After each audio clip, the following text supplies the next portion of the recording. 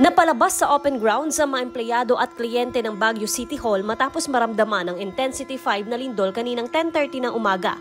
Pinalabas din ang mga pasyente at staff ng Cancer Center ng Baguio General Hospital. Nagsilabasan din mula sa kanilang mga paaralan ang mga estudyante ng Baguio City National High School at University of the Cordilleras. Ilang estudyante sa Baguio City National High School ang itinakbo sa pagamutan matapos mahilo at mag-panic attack. Nagsilbing evacuation site ang Burnham Park. Sa Session Road, kita rin ang mga lokal at bisita na nagsilabasan mula sa mga gusali. Ipinamalas naman ng mga guro at mag-aaral ng Crystal Cave Integrated School ang kanilang kaalaman sa tamang earthquake response protocol. Agad namang nagsuspende ng klase ang lokal na pamahalaan ng Baguio City mula preschool at high school matapos maranasan ang lindol.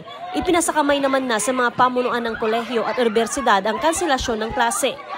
Ang mga empleyado ng Kapitolyo ng Benguet agaran ding nagtungo sa open grounds nang maramdaman ang pagyanig. Naipakita naman ng mga estudyante ng Benguet National High School sa bayan ng La Trinidad ang kanilang kahandaan sa sakuna. Sa ulat ng Philippine Institute of Volcanology and Seismology, magnitude 4.4 na lindol ang tumama sa ilang bahagi ng Northern Luzon, kung saan ang bayan ng Pugo, La Union ang epicenter nito. Nagkansela rin ng klase sa hapon sa ilang paaralan sa La Union dahil sa naranasang lindol. Naramdaman ang lindol sa bayan ng San Juan. Napalabas din sa munisipyo ang mga empleyado ng Bagulin.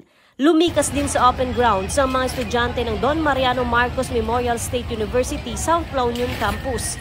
Samantala, 28 estudyante naman ng Santo Tomas National High School ang isinugod sa pagamutan matapos mag-panic attack nang maranasan ang lindol. Agad din umano silang pinauwi nang bumuti na ang kalagayan.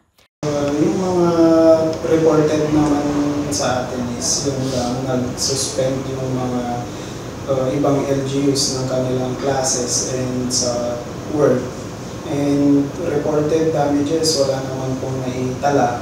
Paalala ko lang sa mga constituents natin dito sa La Union, huwag tayong agad-agad na mag-panic, presence of mind na be alert and vigilant. Joan Punsoy, Balitang Solid North.